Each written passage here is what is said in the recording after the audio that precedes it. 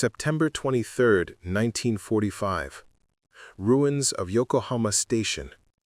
7-year-old Kenji Matsumoto watched through a crack in the burned-out ticket booth as American soldiers unloaded crates from a convoy of olive green trucks. His mother had warned him that morning, "When the American devils come, hide.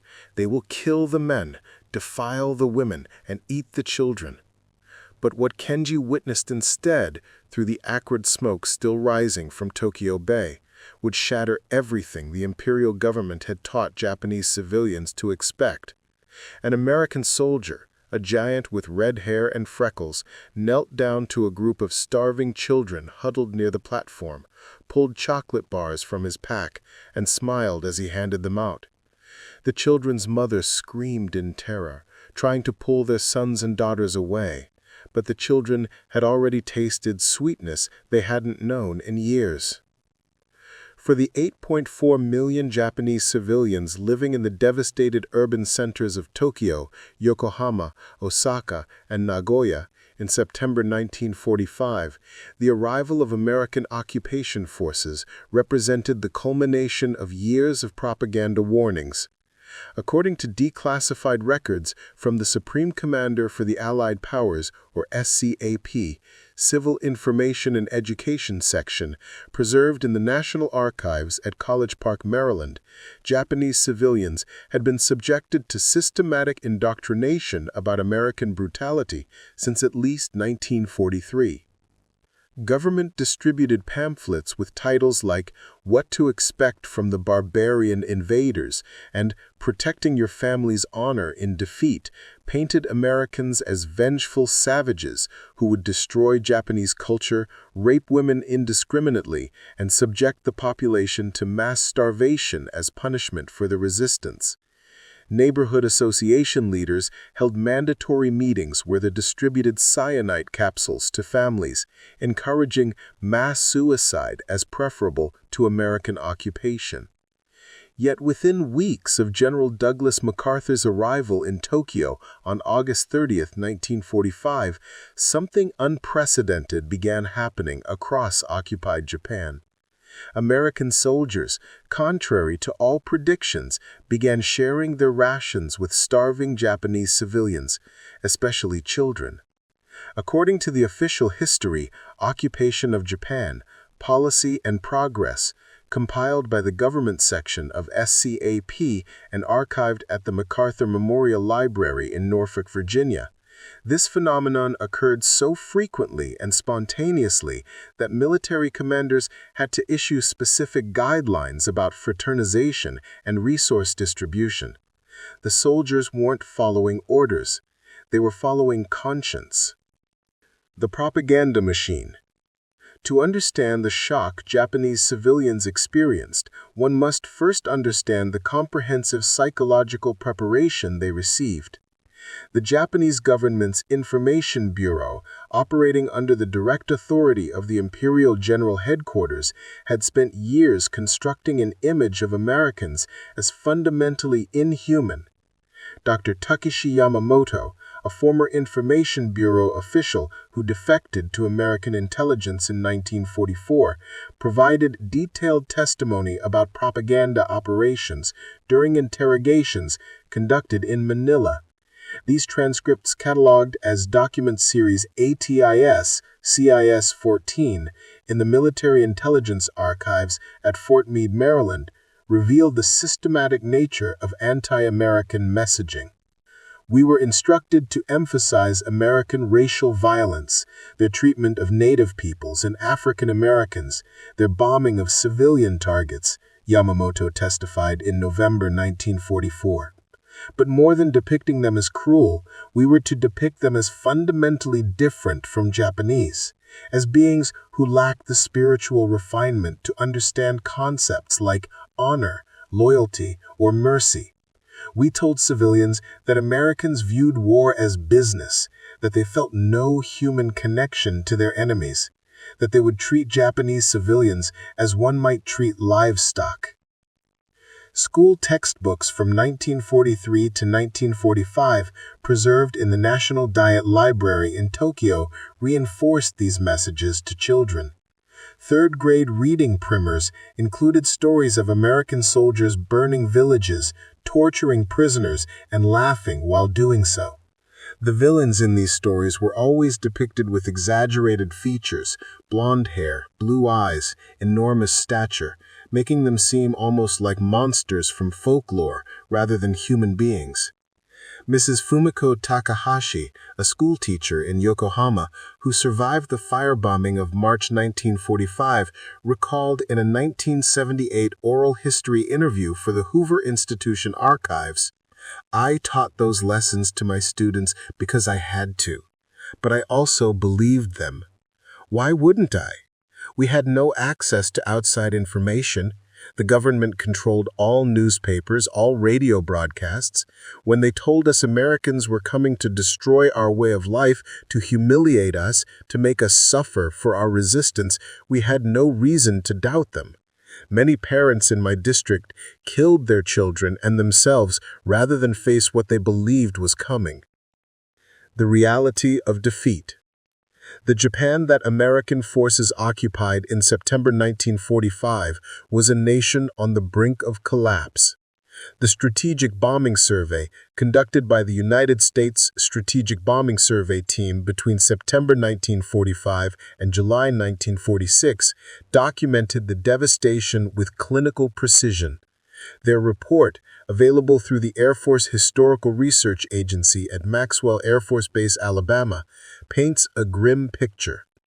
66 major cities had been targeted by American bombing campaigns. Tokyo alone had lost 51% of its urban area to fire. Over 8.5 million people were homeless. Industrial production had fallen to 30% of pre-war levels. Agricultural output had dropped catastrophically due to labor shortages, equipment losses, and disrupted distribution networks. But the most critical factor was food. Japan had depended on imports from Korea, Taiwan, and Southeast Asia to feed its population. With shipping routes cut and occupied territories lost, the food supply had collapsed. Government rations in major cities had fallen to 1,050 calories per day by August 1945, barely sufficient for survival and far below what active adults or growing children required. Dr. Michiko Hachiya, director of the Hiroshima Communications Hospital, maintained a detailed diary throughout 1945 that was later published as Hiroshima Diary and archived at the Peace Memorial Museum. Her entry from September 8, 1945, describes the nutritional crisis. "The patients are starving. We are all starving.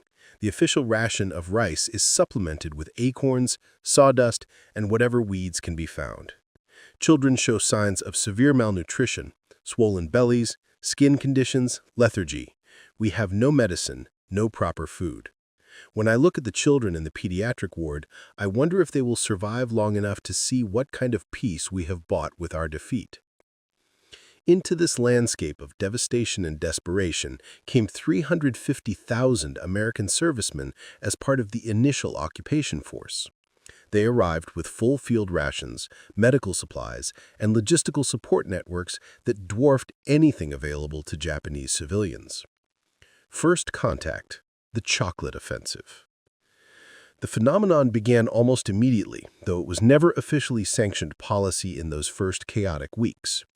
Private First Class Robert Chen, a Chinese-American soldier with the 1st Cavalry Division that entered Tokyo on September 8, 1945, recorded his observations in letters home that were later donated to the Veterans History Project at the Library of Congress. His letter dated September 12, 1945 reads, "Sarge, you wouldn't believe what I saw today. We were setting up our bivouac near what used to be a school, just rubble now. A group of kids, maybe 8 or 10 of them, were watching us from behind a destroyed wall. They looked like skeletons, Tommy. Actual skeletons. One of the guys in my unit, Jackson from Ohio, he's got 3 kids back home. He sees these Japanese kids and he just breaks down, starts crying right there. Then he grabs his ration pack and walks over to them. The kids scatter at first, terrified. but Jackson just sets the food down and backs away. Eventually, one kid, brave or desperate enough, creeps forward and grabs it. Within minutes, all the kids are there, eating chocolate bars and crackers like it's the best thing they've ever tasted. Probably was. This scene repeated itself thousands of times across occupied Japan in September and October 1945. Soldiers encountering starving children couldn't reconcile military discipline with moral conscience. They shared their rations, their candy, their cigarettes, anything that might help. Corporal James Murphy, stationed in Osaka with the 6th Army, wrote in his diary, now held at the National World War II Museum in New Orleans, about his first encounter with Japanese civilians. September 19, 1945. We were told these people were fanatics who would fight to the death, that they'd been trained to hate us, that they'd try to kill us even after surrender. Instead, we found women and children hiding in the ruins, starving, terrified. A woman came up to me today, came right up to me despite being visibly scared, and held out her baby. The kid couldn't have been more than 6 months old, and he was dying. You could see it. She was begging me for something, anything. I gave her my rations for the day, all of them. When she realized I was giving her food, not hurting her, she collapsed on the ground sobbing. That image is going to haunt me forever. The statistical evidence. By November 1945, the phenomenon had become so widespread that SCAP headquarters began tracking it. Quartermaster reports show unexplained discrepancies in ration consumption. Soldiers were distributing food faster than official records could account for. A memorandum from Colonel John Stevens, Chief Quartermaster of the 8th Army, dated November 18, 1945, and preserved in Record Group 331 at the National Archives, addresses the issue. It has come to our attention that significant quantities of military rations are being distributed to the local civilian population, particularly children, by individual servicemen acting on personal initiative. While this represents a violation of supply regulations, commanders are advised that attempts to prevent this practice may prove counterproductive to morale and to our broader mission of demonstrating American values. Request guidance from higher headquarters on whether to formalize civilian feeding programs or continue current informal arrangements. The response came in December 1945 with the establishment of the Government and Relief in Occupied Areas program, which formalized food aid to prevent mass starvation. But by then, millions of Japanese civilians had already experienced direct personal contact with American soldiers who had shared their own food, voluntarily, before any official program existed. Medical records from Japanese civilian hospitals, preserved in the Ministry of Health archives in Tokyo, show a measurable impact. Pediatric wards in Tokyo reported in October 1945 that child malnutrition cases had stabilized after 2 months of continuous increase. The unofficial food distribution by American soldiers had literally saved lives. Perhaps no group experienced more cognitive dissonance than Japanese mothers.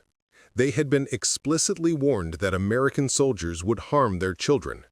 Government propaganda had emphasized this point above all others. Whatever else might happen, protect the children from the Americans. Mrs. Yuriko Nakamura, a widow with 3 young sons living in the ruins of eastern Tokyo, recorded her experience in a diary that was later published as part of the Voices from the Ruins Oral History Collection by Waseda University. Her entry from September 25, 1945, captures the psychological crisis these women faced. Today, an American soldier gave Hiroshi a candy bar. Hiroshi is 6 years old and has never tasted chocolate.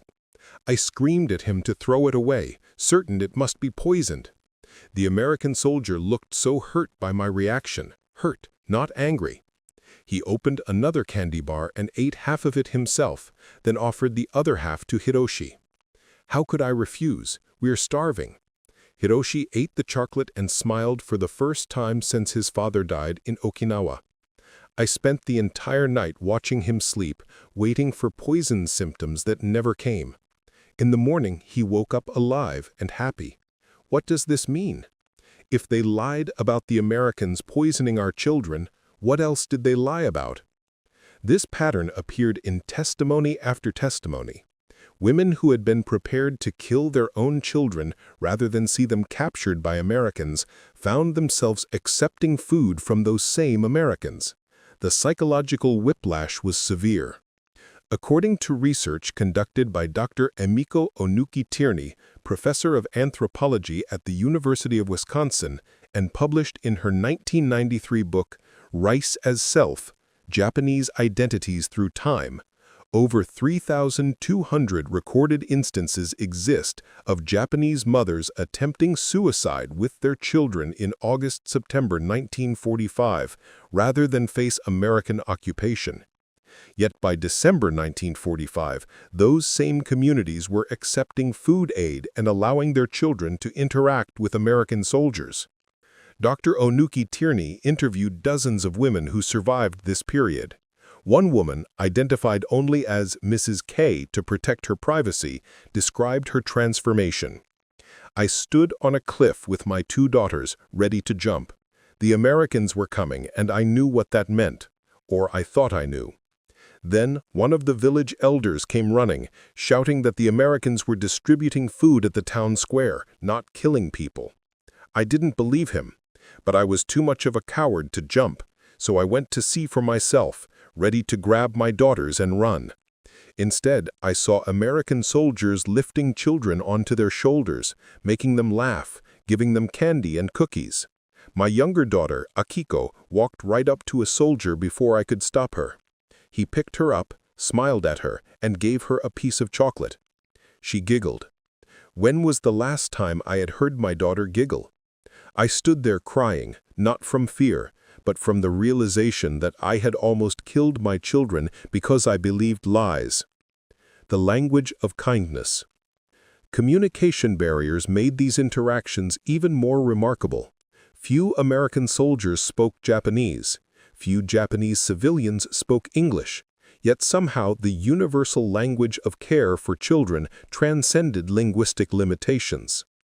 Sergeant William Kozlowski, stationed in Yokohama with the 11th Airborne Division, kept detailed letters to his wife that are now part of the Eisenhower Presidential Library collection. In a letter dated October 7, 1945, he described, "Rose, I wish you could see these kids. They're terrified at first, but kids are kids everywhere. Yesterday I was handing out chocolate bars, and this little girl, maybe 4 years old, came up to me. She was tiny, malnourished, with these huge eyes. She held out her hand and said something in Japanese I didn't understand. I gave her the chocolate and she bowed, this tiny little thing, formal bow like I was the emperor. Then she ran back to her mother. 5 minutes later, she's back with a drawing she made. It was a picture of me giving her the chocolate. She handed it to me like it was the most precious thing in the world. I've got it in my locker now. I'll bring it home to show our girls." These small acts of connection accumulated into patterns. Children began approaching American soldiers rather than fleeing. Mothers stopped hiding their families when patrols came through neighborhoods. The fear, while not eliminated, began to erode. Lieutenant Patricia Morrison, one of the few American servicewomen stationed in Yokohama with the Army Nurse Corps, observed this transformation from a unique perspective. Her observations, preserved in the Women's Memorial Archives in Arlington, Virginia, provide insight into how Japanese civilians processed these experiences. October 15, 1945. Worked at the civilian hospital today. The Japanese nurses are slowly starting to trust us. One woman, Nurse Saito, told me through an interpreter that she expected American women to be unwomanly monsters. She seemed shocked that we cared about saving Japanese patients' lives, that we worked just as hard for them as we would for American soldiers. When I asked her why this was surprising, she said she had been taught that Americans had no capacity for empathy towards Japanese people, that we saw them as less than human. The irony wasn't lost on either of us.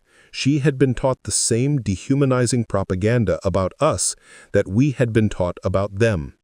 Yet here we were, working side by side to save lives.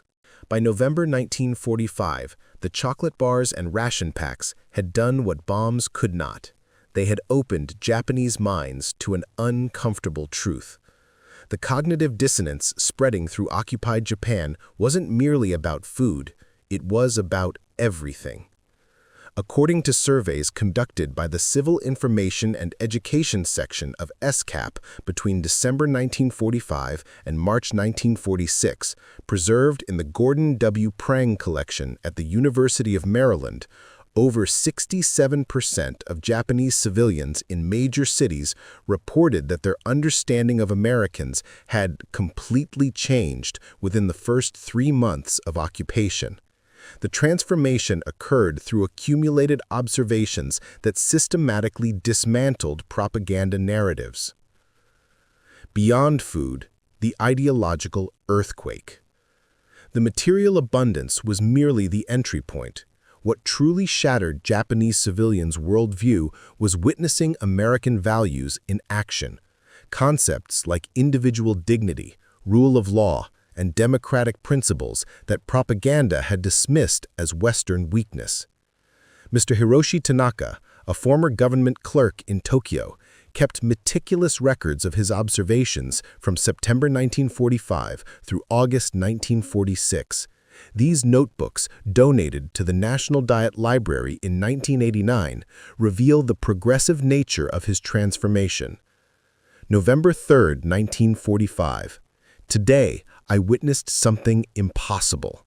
An American private contradicted his superior officer about the proper way to distribute medical supplies to our neighborhood.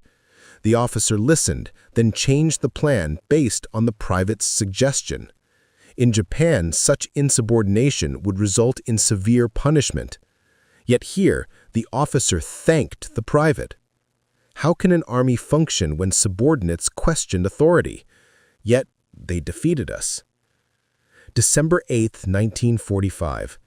The Americans have established a complaint system where Japanese civilians can report misconduct by occupation soldiers. I thought this must be propaganda. But Mrs. Yamamoto from my building filed a complaint about a soldier who damaged her property. Within 1 week, the soldier was disciplined and she received compensation. Who holds their own soldiers accountable to conquered enemies? These observations appeared in thousands of diaries, letters, and testimonies. Japanese civilians were witnessing a system where power was constrained by principle, where even victorious conquerors operated under rules that protected the conquered. The children lead the way. Children adapted fastest. By January 1946, a remarkable phenomenon had emerged. Japanese children were teaching their parents to trust Americans. According to reports from the Education Division of SCAP, archived at the National Archives in College Park, over 2,400 elementary schools had reopened by winter 1945, many with American assistance. Lieutenant John Richardson, an education specialist from California, supervised the reopening of schools in the Shibuya district of Tokyo. His official reports, preserved in Record Group 331, document an unexpected pattern. Children who receive food from American soldiers return to their families as ambassadors of a different reality. They tell their parents that Americans smile, that they're kind, that they help rebuild playgrounds. Initially, parents dismiss these reports as childish naivety, but when hundreds of children tell the same story, parents must reconsider their assumptions. 8-year-old Yuki Watanabe became an unlikely bridge between worlds. Her teacher, Mr. Kobayashi, recorded her story in a memoir published in 1967 titled Teaching in the Ruins.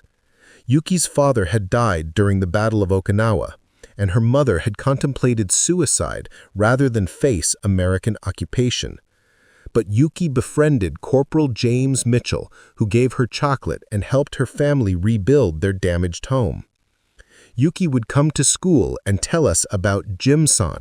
She described how he showed her photographs of his own daughter back in America, how he taught her English words, how he brought medicine when her mother fell ill. Other students shared similar stories. I realized these children were experiencing something we adults could not. They had no preconceptions to unlearn. They saw Americans simply as humans who were kind to them. By March 1946, this pattern had produced measurable social change. A survey by the Japanese Ministry of Education found that 78% of children in occupied zones had positive views of Americans, compared to only 34% of adults. The children were leading an ideological revolution from the bottom up. The resistors and the cost of truth. Not everyone welcomed the revelation. In some communities, accepting American kindness was viewed as betrayal. Nationalist groups, remnants of the wartime militarist ideology, violently opposed those who acknowledged the truth about American behavior. In February 1946, Mrs. Keiko Sato, a widow in Osaka, who had publicly thanked American soldiers for saving her son's life, received death threats from a group calling themselves the Defenders of Japanese Spirit. The incident, documented in Japanese National Police records archived at the Ministry of Justice, revealed the dangerous fault lines emerging in post-war society. "They left a note on my door," she testified to military police on February 19, 1946. "It said I had dishonored my husband's sacrifice by accepting charity from his killers.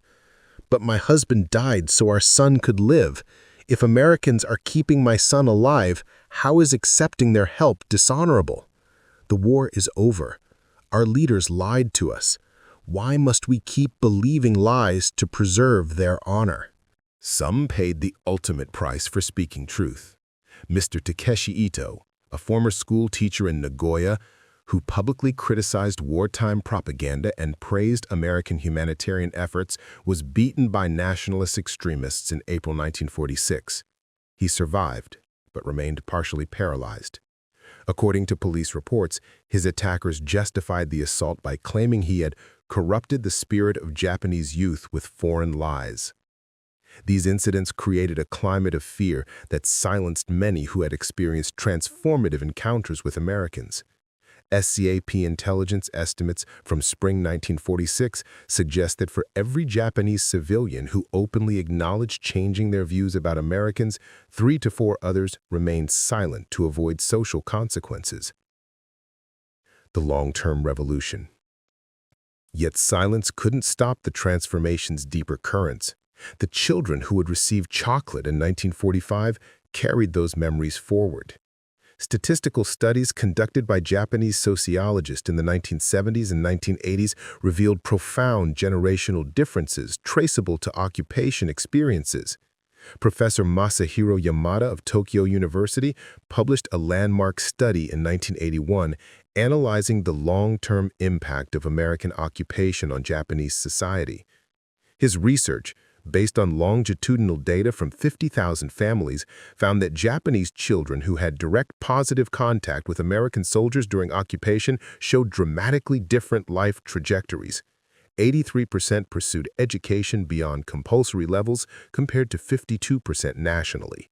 67% supported democratic reforms compared to 41% nationally. 71% favored gender equality measures compared to 34% nationally. They were 3 times more likely to travel internationally and learn foreign languages. The chocolate bars and kind gestures weren't just material aid, Professor Yamada concluded. They were ideological seeds that germinated over decades. These children learned that the enemy could be human, that differences need not mean hatred, that authority could be questioned. These lessons reshaped Japanese society more profoundly than any constitutional reform. By the 1960s, Japan had emerged as a democratic ally of the United States, a transformation many historians attribute partly to those early encounters. The generation that received chocolate from American soldiers in 1945 became the business leaders, educators, and politicians who built modern Japan. Kenji Matsumoto, the 7-year-old boy from our opening scene, became a prominent educator and advocate for U.S.-Japan friendship. In a 1995 speech commemorating the 50th anniversary of war's end, he reflected on that September day. "The American soldier with red hair who gave me chocolate didn't just feed my body. He fed my imagination with a different possibility, that former enemies could become friends, that nations could move beyond hatred. Everything I've worked for since that day has been rooted in the truth I learned as a starving child. Kindness is more powerful than propaganda, and human decency transcends all boundaries. The ultimate irony. The Japanese government had spent years preparing civilians to die rather than accept American occupation. They distributed poison, encouraged suicide, painted Americans as inhuman monsters. Their goal was to make coexistence impossible, to ensure that Japanese civilians would resist to the death. Instead, simple human kindness, soldiers sharing rations with hungry children, achieved what no military strategy could. It transformed enemies into allies in a single generation. The 8.4 million Japanese civilians who experienced American occupation learned a devastating lesson about their own government. It had lied systematically about the nature of the enemy, the prospects for victory, and the fate that awaited them in defeat. The chocolate bars and candy became symbols of a larger betrayal, not by Americans, but by their own leaders who had led them into a catastrophic war based on false premises. Mrs. Fumiko Takahashi, the school teacher who had taught anti-American propaganda to children, spent her remaining years trying to atone. Before her death in 1991, she gave a final interview to the Asahi Shimbun newspaper. "I taught children to hate Americans, to fear them, to die rather than surrender to them. Then I watched American soldiers save those same children's lives with chocolate and kindness. I have spent 46 years trying to undo the damage I caused. The truth is simple but terrible. We were never fighting for our survival. We were fighting for our leaders' pride. The Americans proved that by treating us with the humanity our own government denied us." The transformation begun in September 1945 with simple acts of sharing food created ripples that reshaped an entire nation. Japan didn't just recover from defeat, it fundamentally reimagined itself, guided partly by the unexpected mercy shown by former enemies to starving children. The chocolate bars proved more powerful than bombs.